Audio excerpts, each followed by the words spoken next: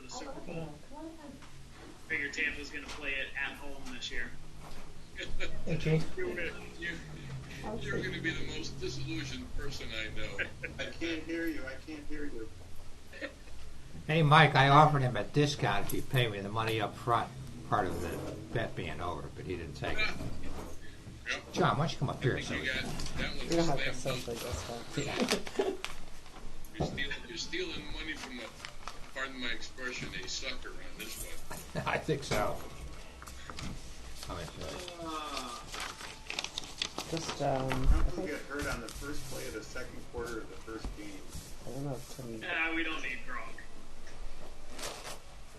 Just keep Brady alive. We'll be okay. He's a cold weather guy, though. What you been doing to Tampa? Okay. You know, he's getting old. He's getting old now. His blood's thinning out a little bit. What, you're talking about it? You could just call in. It's fine.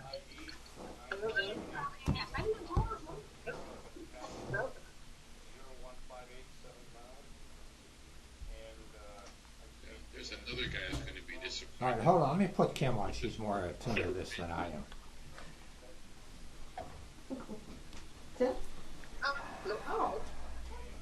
So, new ambulance. You must be excited about that. Good. Got a haircut? No, I got them all cut. Yeah. Remember that? How was it? First time. With a mask on, the haircutting. Oh, we just have been buzzing clippers at the firehouse. Whatever works.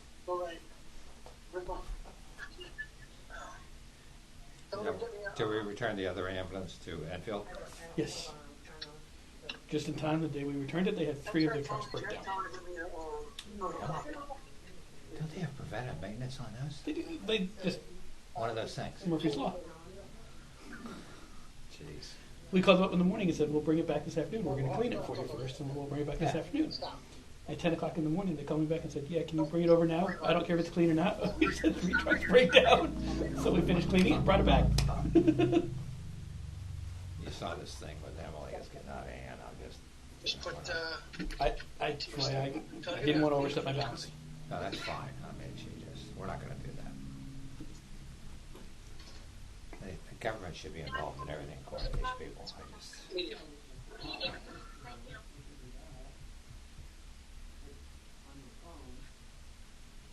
Five deaths on the prison. They've had 7, actually. 7. Wow. Brian, they pay you to put that background on or what? I wore my Brady Gronk 2020 shirt just for you, Glenn. That's all right. I had a Brady Moss skating like 16 one, so that's all right.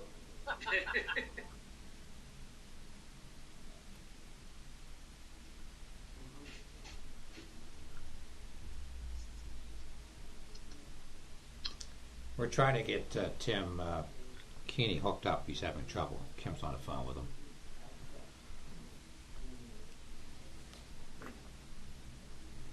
Okay, I'm heading to an Ellington high school parade graduation right now. Well, thanks for joining us, Glenn. We appreciate it. No problem. Is it a relative of yours? It's not your children. No, it's my nephew. Okay. Yeah, my nephew lives in Ellington. He graduated this year, so. Boy, that caravan they had was a great treat. Worked out well. Yeah, it did. Yes. Yep.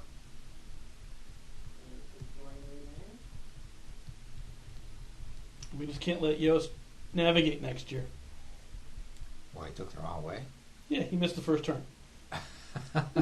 They fixed it, but they... It scares me if you got to go in an emergency, right? He takes the wrong turn. Hold on, I'll send it. Hold on, I'm going to resend it to you. Okay, hold on. I got to put the phone down for a minute.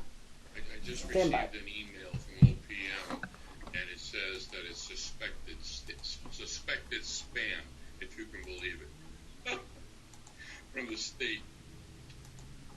The CFO about COVID-19 training, which I believe is going to happen next week.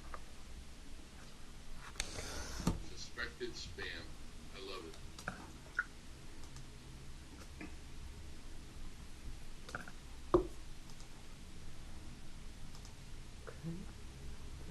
What are you going to Tim, are you there? Why don't you make an announcement? Okay. Okay, just resent it. Next Selectmen's meeting. Okay. Okay. Doesn't know yet. Well, no, obviously, we should do it right. Get a So, photo op. do you have a pen handy? Okay. So, if you want to call in, the number is. I don't know. Operator error.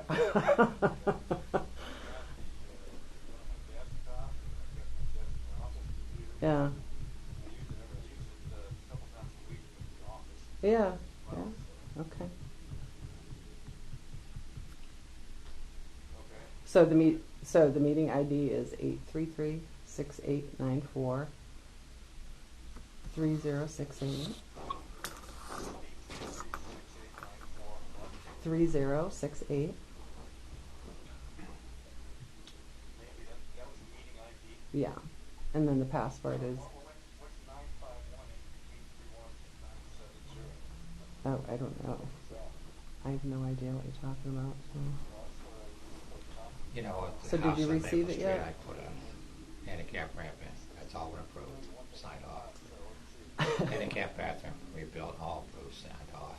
And I guess at some point you're going to have to go through and inspect it. That's the idea. Yep. Instead of a joint screen, you'll be entering numbers in the wrong place. What a time to open a business. He's on his. Do you have a little patio there? You can do outside dining. Oh, Well, you just click the link. my wife's and not going then, to make any money at this. You know, it's just. No, but she can do it outside tea and crumpets. Well, we're going to have the outside patio, which will be nice. hit the link. Oh, when you're Yeah. married 54 years, you kind of go along. Yeah. Right? 684. 6894. Sorry. 3068. The password is 901170.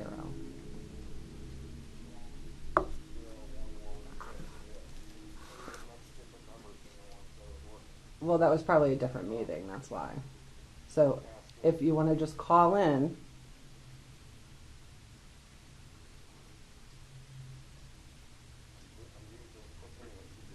Oh. Oh, Roger. Oh. Okay. Really? Okay, good. Let's see. All right. Okay. Bye.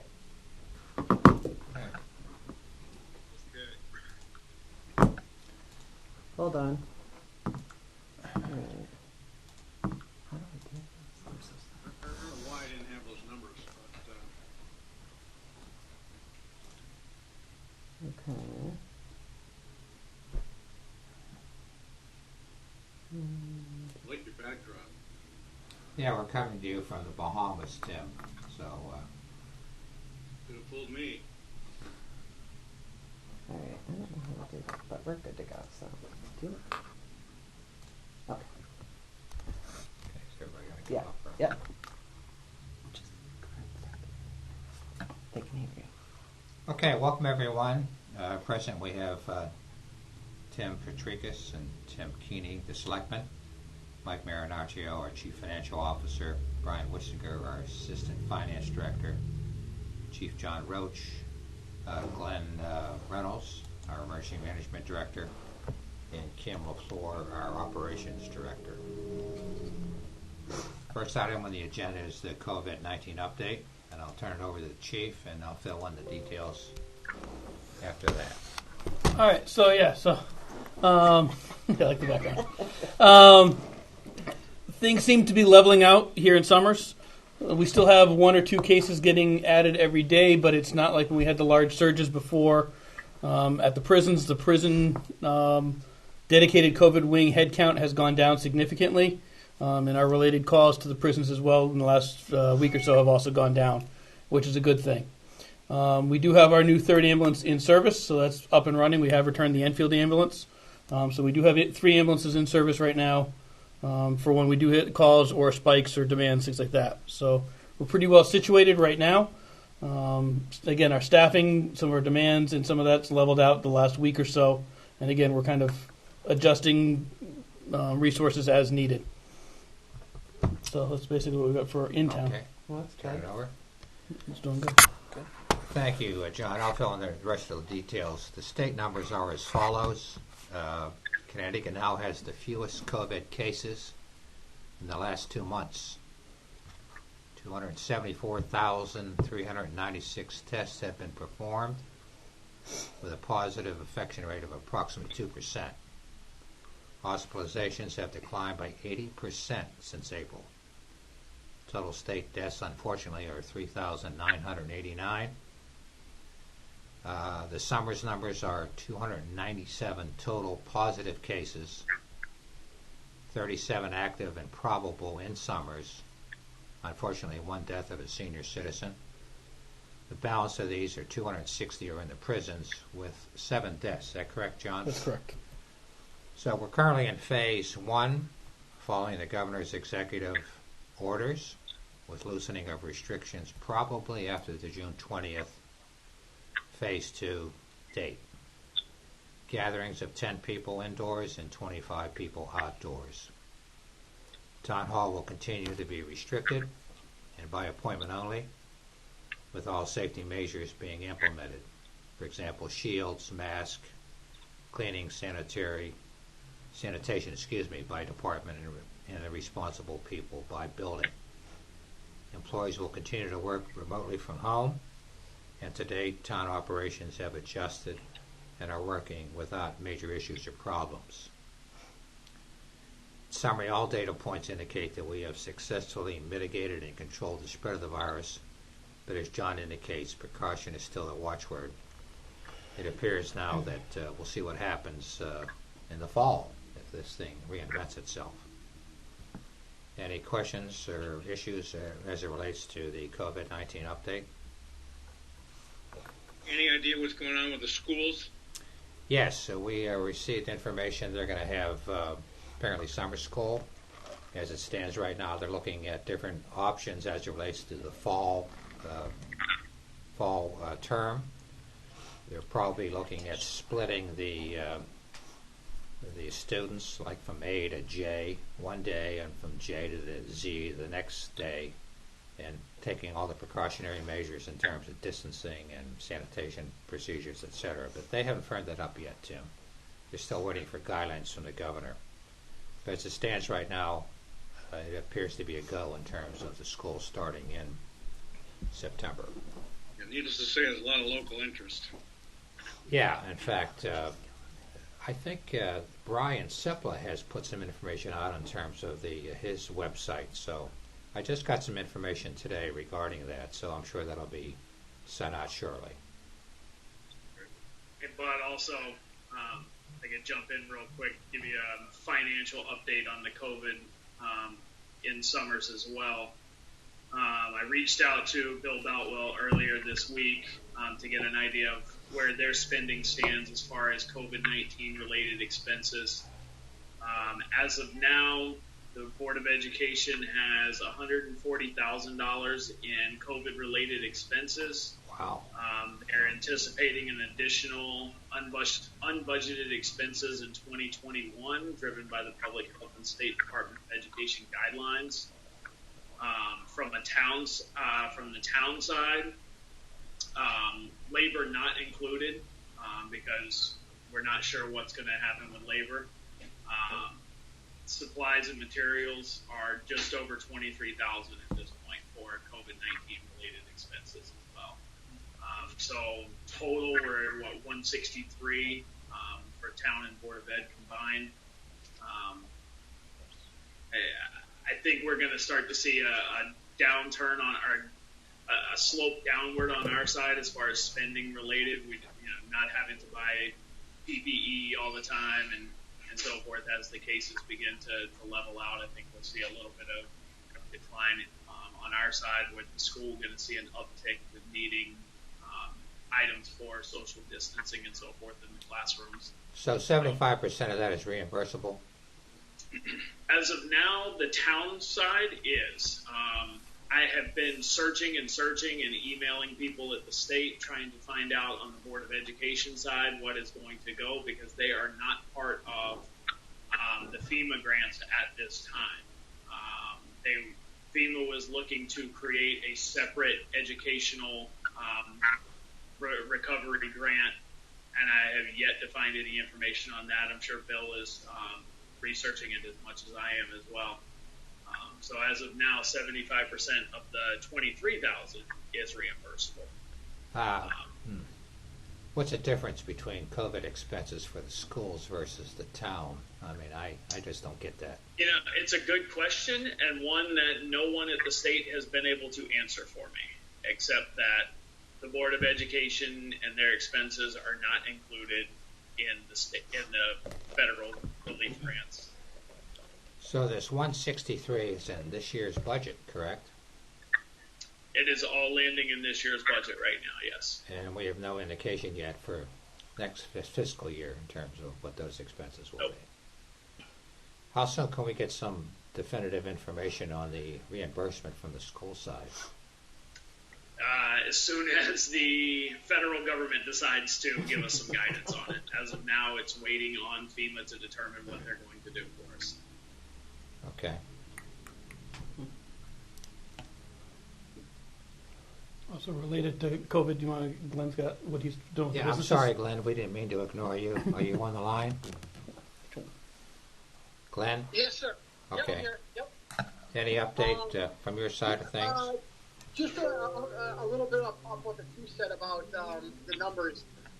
You will see a decrease in them as the health department, as the first cases, as they hit 60 days, they're going to take them off the board. So if you do see the numbers go down, that's why. So the first wave of the positive cases have reached their 60 days, and they're going to start dropping off. You bring up a good point. So that data basically includes past positive cases as well as current ones. Is that correct? Yes, absolutely. It goes back to day one, our first positive case, yes. Yeah, then we should get those numbers refined. Yeah, so even though it shows we have 60 or so or whatever, those are including the ones that have tested positive, the first case. So I'm sure they've recovered and all that stuff. But yeah, all those are including those numbers. How about tracking? How are we handling that in terms of somebody testing positive in terms of their contacts?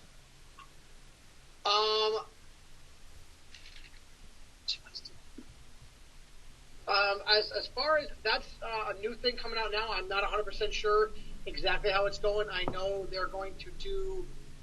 They've gone into nursing homes and prisons, and nursing homes is mandatory testing, I believe, weekly now for all employees. I know they went in and did all the prisons, all the officers, the corrections officers, and the inmates. As far as first responders, I believe that's coming down the line. That's the next one to come out. And again, I'm not sure if it's going to be mandatory or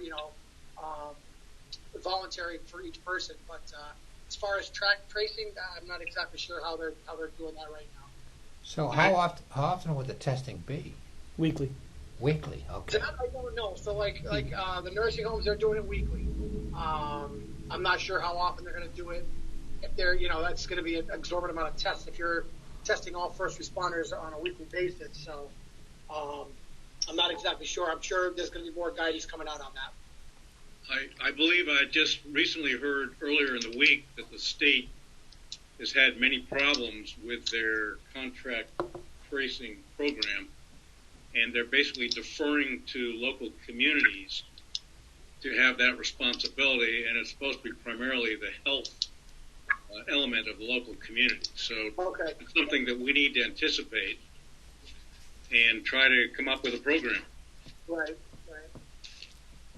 On another note, every Tuesday and Wednesday we continue to go down to West Hartford to get PPE for both small businesses and for the town. And since then, we've gotten quite a few thermometers and surgical masks. The last few weeks or days, I've been going out and I've delivered masks and thermometers to pretty much every business that I could knock on the door and hand them to. I've also asked Ann to push it out on the website. I push it out on Twitter. I'm trying to promote this, that the businesses can apply for these masks through the state and thermometers through the state, that they can go to this website, sign up for them, and then when they come in, we go down to West Harvard. That's where we pick them up. So I've exhausted, all the amount. I think I have one left out of, I probably have about 55 or 60 total. So, again, we're just trying to get that word out to the small businesses that that assistance there for them. We can, we're able to go get it for them, and then we can deliver it, or they can come pick it up. What about individuals who want masks? As far as that, there really hasn't been. This is mainly for small businesses and stuff. We do have a decent surplus, but I know summer camps are going to need them. I know the schools reached out, so there's a lot of hands in the pot right now. So as I would probably have to discuss with the chief how we're going to handling stuff out. Pretty much most people have been doing their own stuff with their masks, either a surgical mask or those cloth masks. We really haven't had too many requests from individuals, mainly been businesses. Enfield had a major program sponsored today at the Enfield High School. You're probably aware of that. Yes. Yep. Right. Actually, our CERT team went down and assisted in distributing those masks. Yep. Excellent. Who they distributed to? That was anyone could drive up. If you right. One of the first 5,000 or whatever, 1,000 cars, they handed them out. So anyone who wanted to go could go get them. Right. I know Enfield was trying to include the adjacent towns of Suffield, East Granby, Windsor Locks, and Summers. But I don't think Summers had any involvement other than the CERT, right? I mean, as far as receiving the masks. Correct. Those are for the individuals. I think you got 5 masks, and I think you maybe got something else. But that's where the individuals are getting their masks. We also have a supply of masks here, Tim, through the American Legion in Dave McCafferty's office. So if people want to come in and avail themselves of that, they can. So how do they know about that? I mean, is that through the website?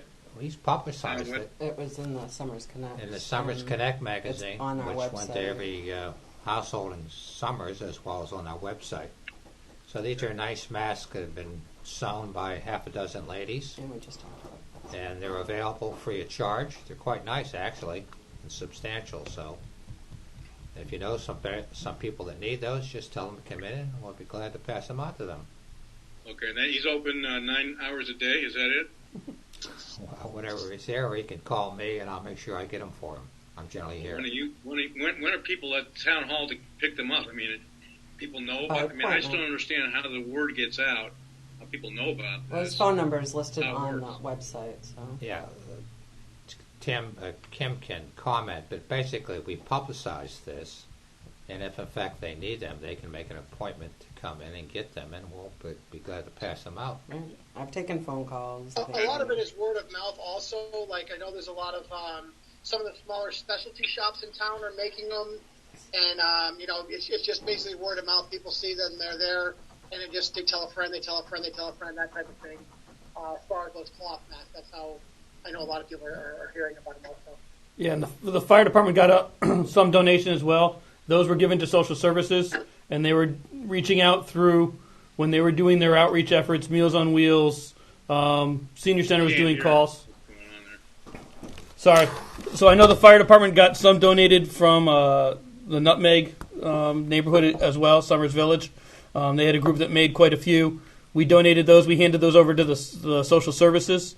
So when they did Meals on Wheels, when they were doing their Senior Center outreach, they were also inquiring if people needed them, and they had a cache that they were able to hand out. Okay.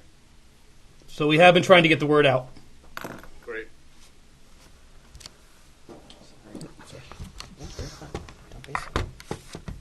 Next item on the agenda is boards and commissions. I have a resignation from Jen Geiger, which I'll read to you, for the Ethics Commission. It is with regret that I must submit to you my resignation from the Board of Ethics, effective today, June the 3rd. After much reflection, I feel it would be difficult to perform my duties for any pending or impending proceedings. I do not want to cast any shadow or bring about any questions of impropriety about the Commission itself while actively participating in a town issue that affects me personally. At this time, I would like to thank you for the opportunity to serve this town and wish you all the best. So I've sent her a note accepting the resignation with regret. So we're looking for a replacement on the Board of Ethics. So if anybody has any suggestions, we can reach out to some interested parties. Also, Bill Schapiro has requested to be appointed as an alternate to the Zoning Commission. And I'll read his letter. Dear Mr. Norm, I'm writing you to express my interest in becoming an alternate member of the Zoning Commission, should there be an opening, which there is. I am currently an alternate member on the Ethics Commission, and my understanding is such a member cannot be a member of another commission or board. I am willing to step down from that position in favor of the Zoning Commission. As an attorney, I think it would be an asset to the Zoning Commission. Our firm handles various land use matters, both residential and commercial, throughout Hartford and Tullen counties. I have also been involved with matters relating to farmland.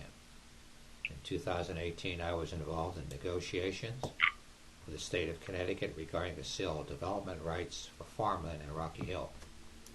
It is my hope that you will present this letter to the Board of Selectmen.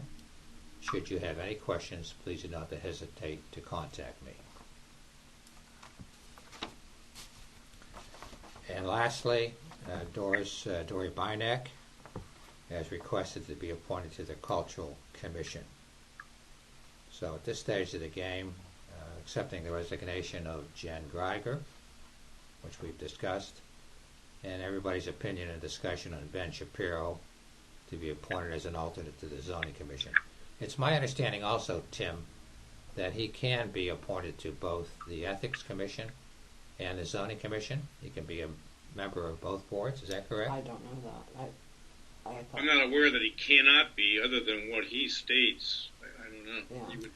Well, you indicated to me, Tim, that you were part of the Cemetery Commission, and I guess you were concerned when you became a selectman that you could not have both, but apparently you indicated that that is possible. Is that correct? Well, yeah, obviously that's possible, but maybe ethics has some specific limitations. We can find out. Yeah, we'll check on that. I'll check into it. Either way, he's prepared to resign from the Ethics Committee.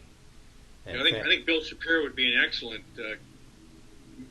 alternate member of the Zoning Commission. But also, Bud, as I recall back in January, the former alternate mentioned he wanted to resign. He suggested 3 people, all of whom he thought would be great, and I'm not sure that the Board of Selectmen has done much to follow up on that.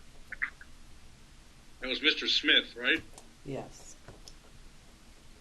from Remember that, Mr. Smith? Is it Sam Smith or? yes, Sam Smith is an alternate member, but Well, No, I thought he resigned. he resigned. That's correct. Came up with 3 names of people that he thought warranted consideration. I mentioned it at a prior Board of Selectmen meeting, and you said, "Oh yeah, we'll get to that." Yeah. I guess we haven't, but we will follow up this time. Thanks for reminding us.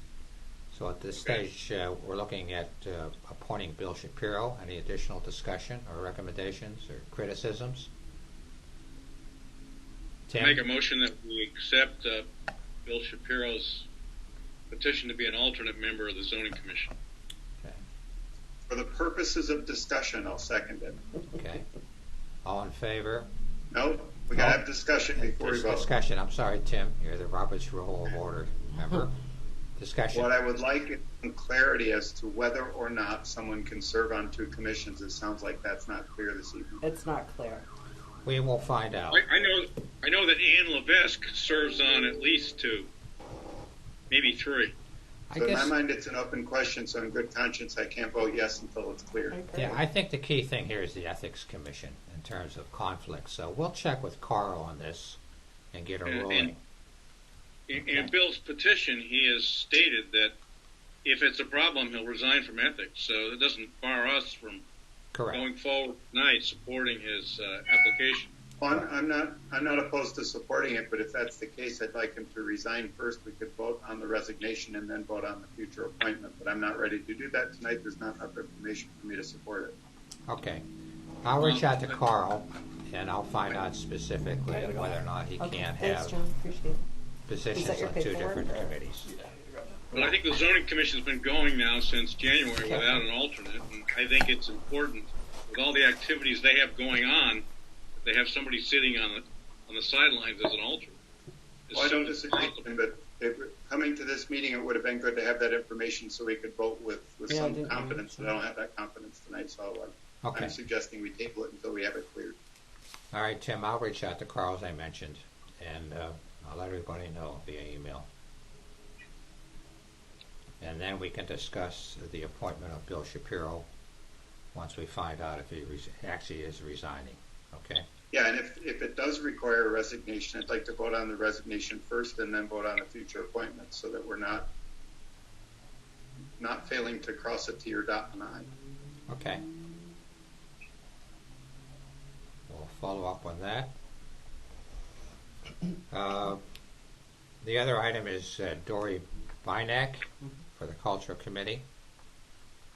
And we currently have 4 vacancies on that committee. If Dory is approved, then there will be 3 vacancies. Her makeup, she's a Republican. And what's the makeup of the... There's so there was a U and a D, and so the R is acceptable. So. Okay. So sorry, I didn't hear what Kim said, bud. Yeah, Kim. Oh, sorry, I forgot. You can't hear me.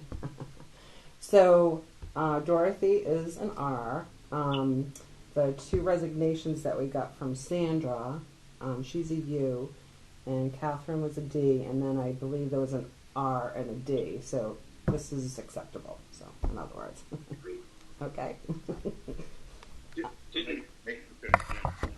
I'll make a motion that we follow the suggestion of the first selectman and appoint Doris to the Cultural Commission. I'll second that. All in favor? Aye. Any additional discussion? Okay. Motion passes. We'll send her a letter advising her of that. Okay. So anybody had any additional recommendations on the Cultural Committee? We still have 3 vacancies to fulfill there. So I think Ann's working on that. So Are you going to go back to the COVID-19 we can add that updates? Sure. I mean, as I recall at our last meeting, we discussed the long-term recovery plan, and I was unable to clarify more specific language what the with regards to mission statement, group, short-term goals, long-term goals. And I'd like to go back to that if I could, because I think, having been on the receiving end of a commission initiated by the Board of Selectmen, it sure helps to have definitive language that describes what it is that the Selectmen expect. Glenn, are you still on the phone? Yes, I am. Yep. Yeah, Glenn did give us initial outline, Tim, which we all received. You want to expand on that? I would if I could. I'm looking at it right now, and by the way, I tried to get this on the agenda specifically, but I sent an email to Kim 2 days ago, basically saying if it couldn't get in as a matter of the COVID-19 updates, that it should be in on its own. So there was definitely notice. we can add it. Yeah, there's an opportunity to add agenda items, so we can discuss it. Okay, great, thank you. Under short-term goals, he's got to identify any immediate needs. I would add to that, identify oversight responsibilities and immediate and long-term needs of our community.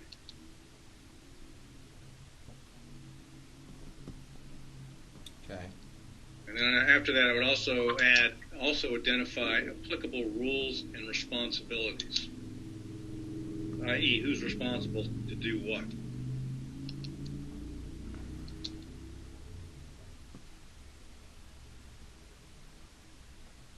Okay. Okay, then about 4 lines down, it says currently also allow the community another opportunity or avenue to provide feedback. I would change that to also allow the community an objective opportunity or avenue to provide feedback. Because I think stress the objectivity is important. Okay. And then it says capture data about the town. I would say, rather than about, I'd use the word concerning. Capture data concerning the town response. And then I think we need to have something that indicates it would be helpful to have a report back on the short-term goals relatively near term. So what do you think? Do you think maybe they should report back in 3 or 4 weeks? Or Well, I guess the first thing I'd be concerned about is have got acceptance in terms of those people we recommended. I know we've got And Ann Canoyer has said she would agree to serve. After talking to Glenn, Yeah. he recommended that I contact each of the individuals, which I've done, and each one has said that they would very much like to serve, Good. and believe the sooner the better. Okay. Awesome. So we probably So go ahead. I'm sorry. So they're the same people that were mentioned at the last meeting: Jeff Golden, Correct. Bill Schapiro, Paul Salva, Dave Marty, Allison Maynard, Chris Boucher, Ann Canoyer, and Jeff Lipton. Correct. Perfect. Good. Great job. So I guess the first thing, Glenn, is to perhaps convene a meeting after after we define these goals that Tim has talked about here. Yep, And, that sounds good. Yeah, I'll get in touch with Tim and I'll set up a either go to or Zoom meeting, and we'll pick a night and get the ball rolling. Okay, cool. Okay, why don't you take a look at the original submission of the long-term recovery plan, Glenn, and just make those changes recommended by Tim Keeney. Yep. Tim Patricus, any additional comments in that regard, or Mike or Brian? No, those all make sense to me, but thank you. Okay. Yeah, I think that's good. I really want the objectivity and transparency there. That if there's flaws, that we can find them, identify them, and fix them. God forbid for next time, but there's going to be a next time or something. But this isn't just for the pandemic. It's for floods. It's for weather events. It's for those type of things as well. So. Yeah, it'll serve as a roadmap for the future. I think it's a great idea. Mm-hmm. Okay. Yeah. Thank you.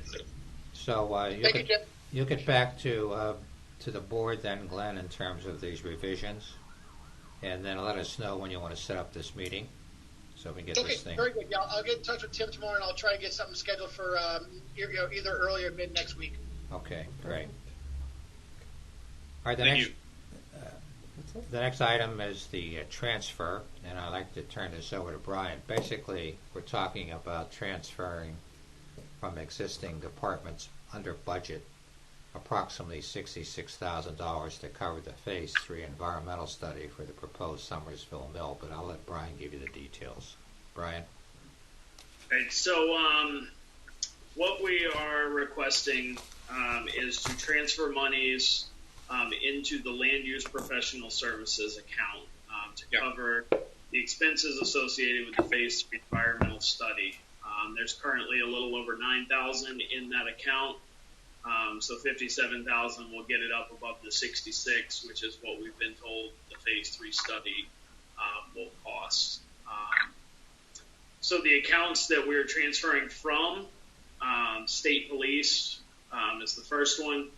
Due to the new governor, when he took over, they changed the fringe benefit rate. We were unaware of that when we developed the budget, so we were still anticipating the 110 that it had always been. They changed it to 87, so there's savings there that we can use to assist with this. Planning, their advertising line they haven't used all year. I don't anticipate them using any in the next 26 days.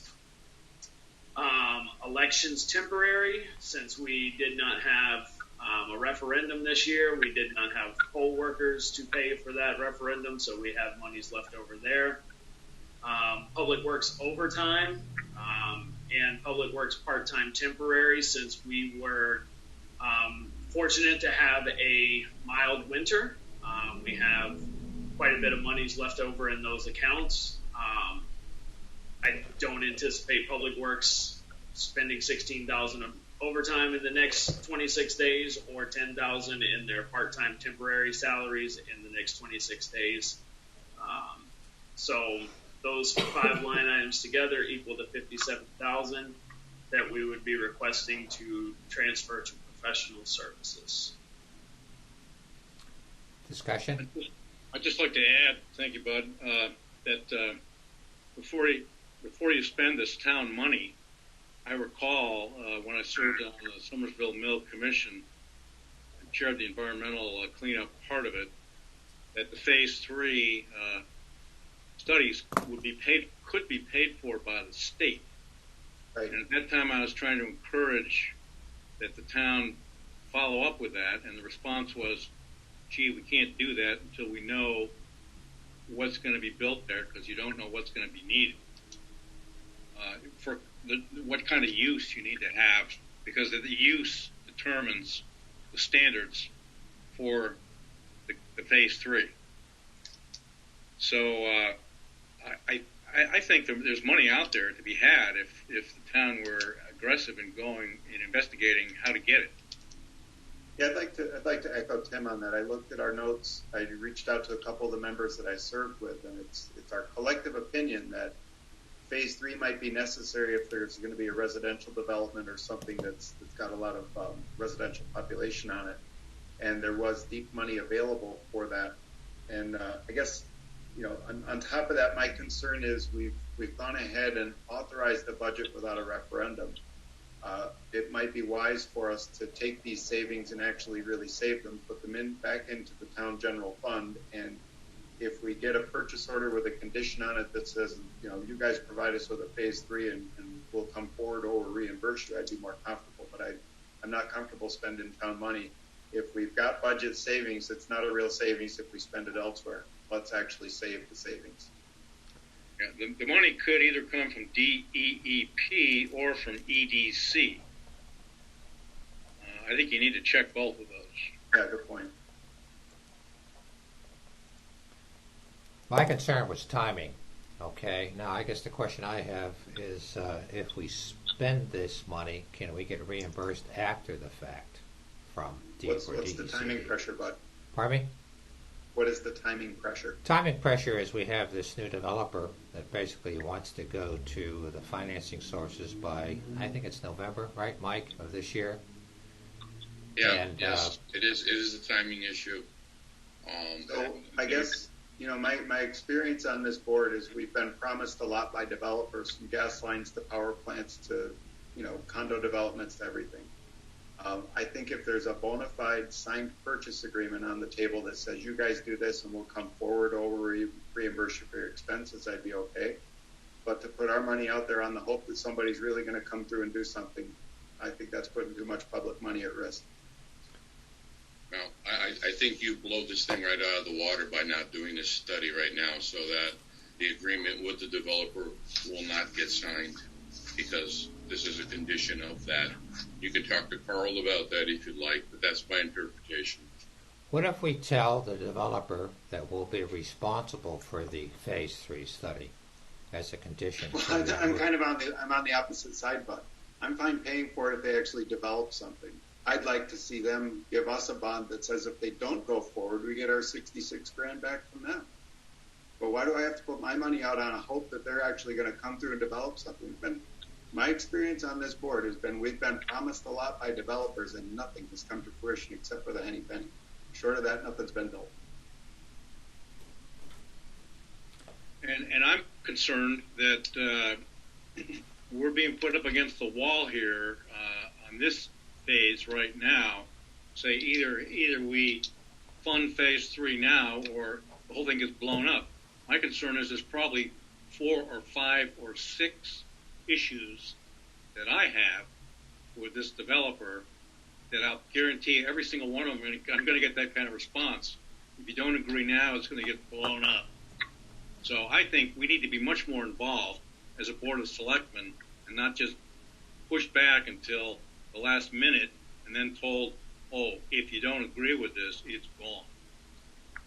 And Tim may remember me saying at those ad hoc committees when Brad was there, this property is a 100-year decision for the town of Summers. I'm not going to be rushed into anything over 3 or 4 weeks. If this development goes away, we sit on the piece of property. It looks great. It's being maintained. We wait.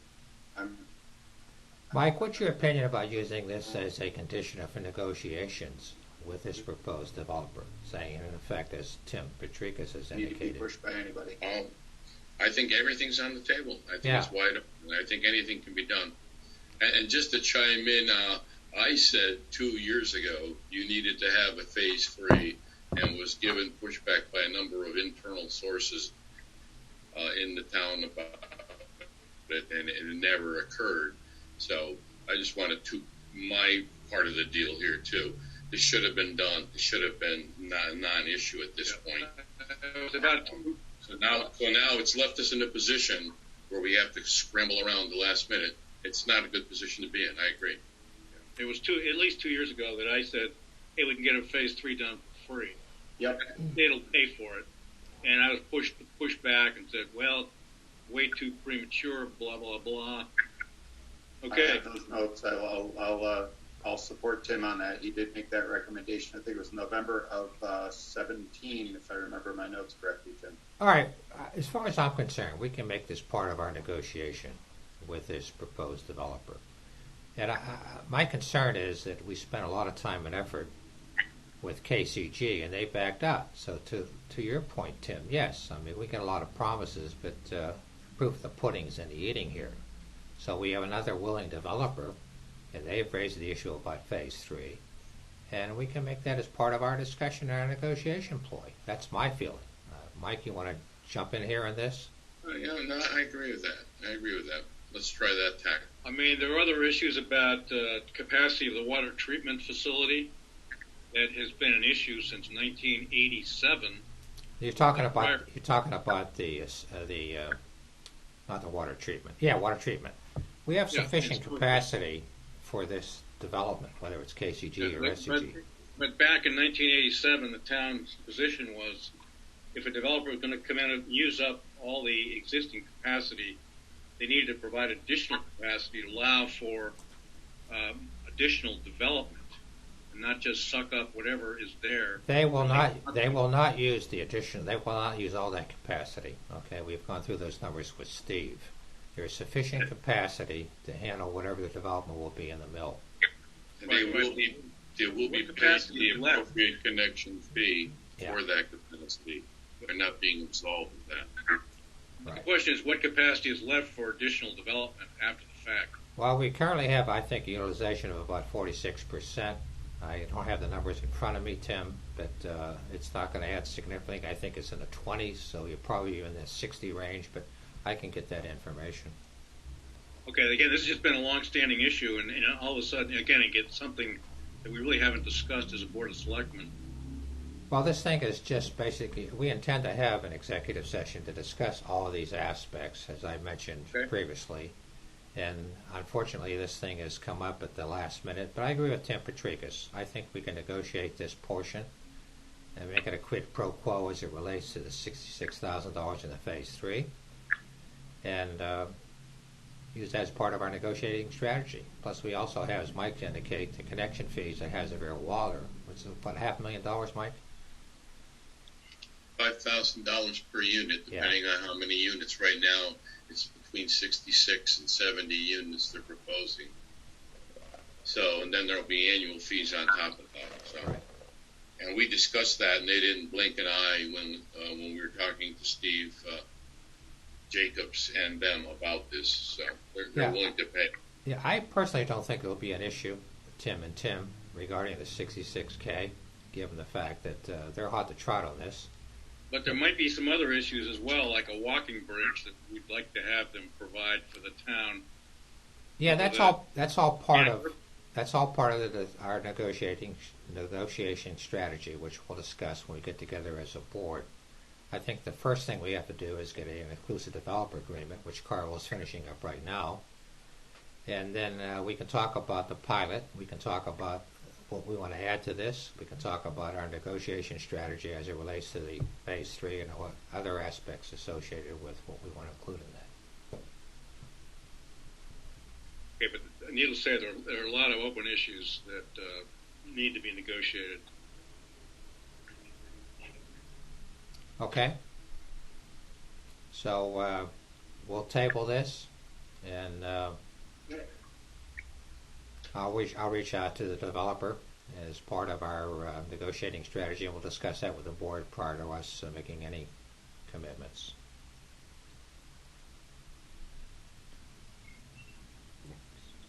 Okay. Next item is authorization of scheduled payments. Everybody's received those payment schedules from Brian. I'd like to make a motion that we approve the scheduled payments of $275,959.79. I'll second. All in favor? Aye. Discussion, I did have many questions about several of the payments and discussed it with Brian yesterday, and all my concerns have been taken care of. So, thank you. Okay, we have the ability to add any additional items. I do have one, and that's the sale of the roadside mower. This was brought up back in May, but let me read the request from Todd Rowland. DPW has taken delivery of our new roadside mower. The new mower is a 2019 John Deere 509M tractor with a 48-inch Alamo flail mower purchased off the state bid through our CIP process. We have put the machine into service and is working well. Our roadside mower is out of service and in storage. We'd like to sell this mower by the way of an online auction. We respectfully request permission to sell the excess 1996 John Deere roadside mower by way of online action. So I need Board of Selectmen approval to proceed on this. So moved. Second. All in favor? Aye. Quick question. Yeah. Is Todd still on the line? I don't think Todd. Yes, I am. Oh, Todd, I'm sorry. I didn't realize you were there. Sorry, Do Todd. you have an estimated amount that you think this will sell for? I don't know what kind of condition it's in. Not a lot, a few $1,000. You never know with auctions, but my guess is $4,000 or $5,000. And that's the mower and the deck, or is that just the tractor? It's a tractor. It's a flail. It's not a typical mower. It has an arm on the side of it, reaches over guardrails and what have you. So it's a specialty vehicle. And the tractor's in decent enough shape. Somebody could use that. The mower is not. The mower is in very poor shape. All right. Use equipment like this, it's over 20 years old. I wouldn't expect a lot. All right. Okay. You skipped over approval of prior minutes. Yeah, that was the next item. I'm sorry. Okay, great. Right. Any changes? I've got a couple others to add. Are we going to do add delete, or do you want to do the minutes? Well, we'll add the items now. We'll go back to the minutes at the end. Go ahead, Tim. One is more of a comment than anything else for Todd while he's on the line. I noticed Enfield is rebuilding Skidco and Summers Road, Moody Road and Summers Road. Is now a good time to reach out to them and talk to them about truck traffic, that maybe they'd be more agreeable to limiting truck traffic if we're spending money on that road. That's a good idea. I doubt it. I reached out to the lieutenant in charge at the police station.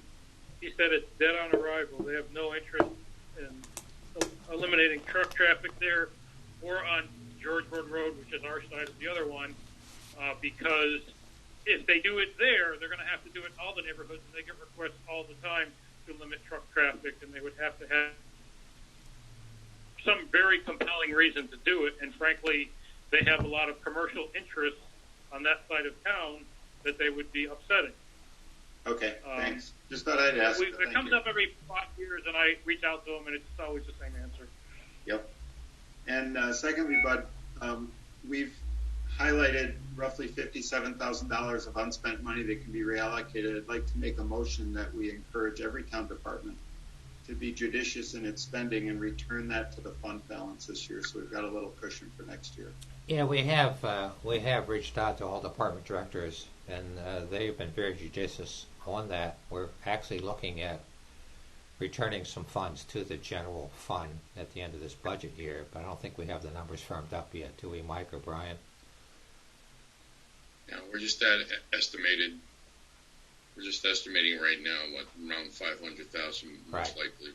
Which would include that, Tim, that 66.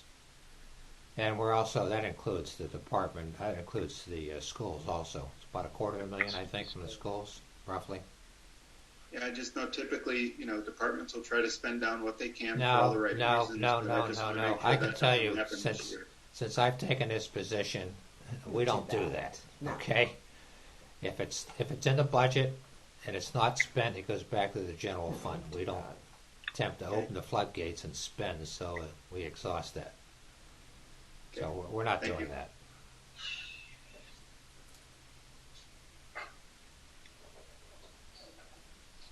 I have confidence that our directors have gotten the message, both from me as well as from Mike and Brian, that they are to be judicious in terms of their expenditures. If the expenditures can be delayed, so be it. We're in a tough situation here, so whatever we can return to the general fund, that's what we want to do. Just get nervous when I see 57,000 floating out there, man.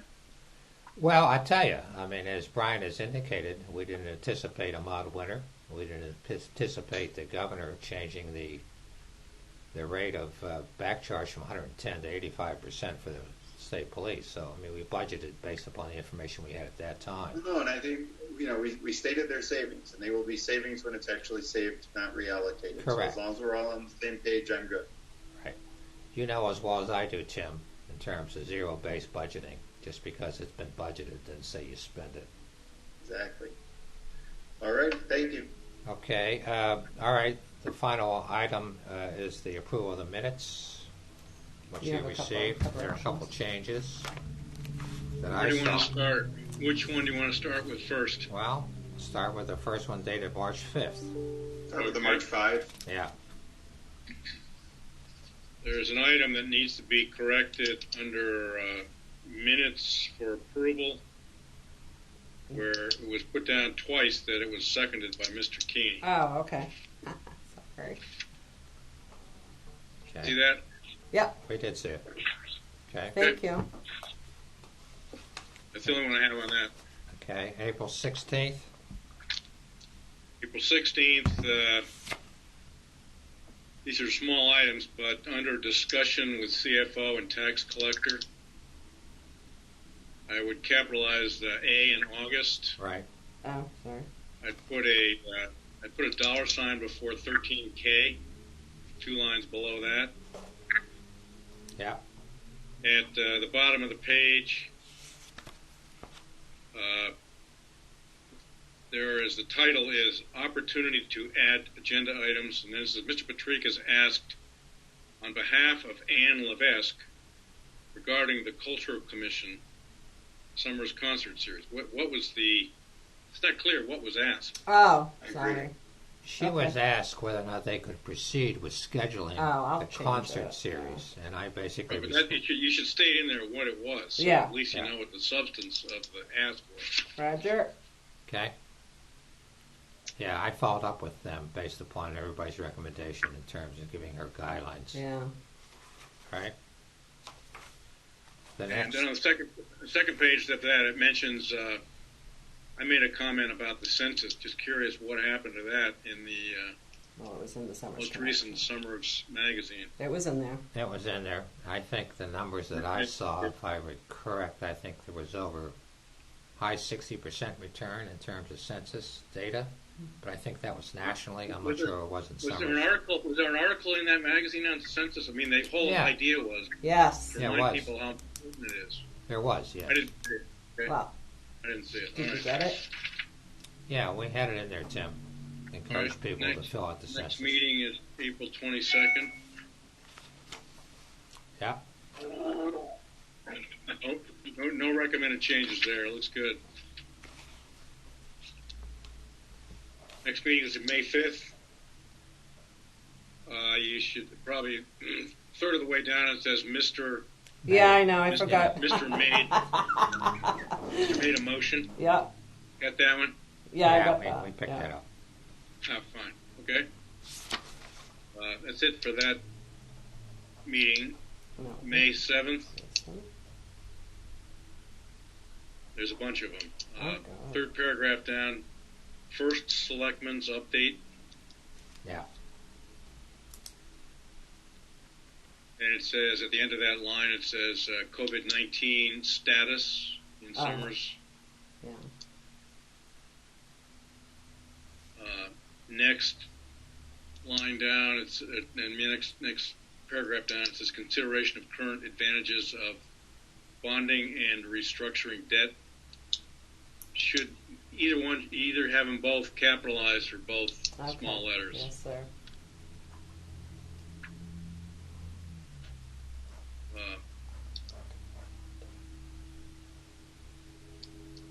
Under discussed proposal from Kevin Riley, who will make available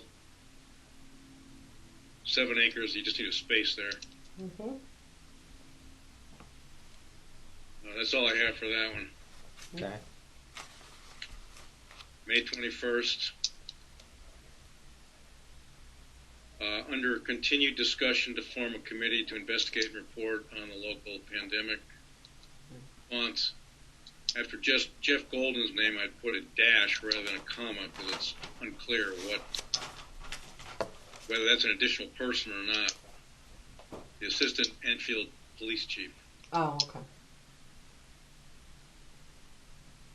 Next line, I'd put Mr. Keeney made a motion to establish a long-term recovery committee. Roger.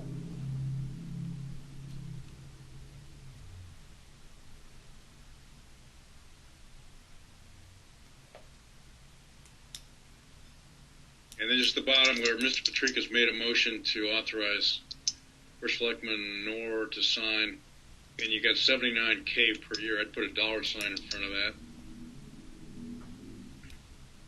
That's all I have. Thank you. Okay. So we need a motion to approve the minutes, do them collectively, all at once, individually, whatever you want. As amended by Mr. Keeney, so moved. Okay. Second. All in favor? Aye. Aye. Okay, in summary, I'll follow up with Carl Andalina regarding any person serving on conflicting commissions, and I'll let you gentlemen know that. Secondly, I'll discuss this with SCG in terms of their commitment on going forward before we spend $66,000 in the Phase 3. And once I receive the acknowledgement and agreement from Carl on the exclusive development agreement, we'll schedule an executive session to discuss all these items. Okay. And Bud, could you also check with the state to find out whether Oh yes, money I'm is sorry. I will check on the reimbursement for the Phase 3 from DEEP and from DECD. Okay. Great. Yep. Okay. Great. Any additional discussions or comments? Make a recommendation. We adjourn. I'll second that. All in favor? Aye. Aye. Thank you, gentlemen. Thank Thanks you. all. Nice.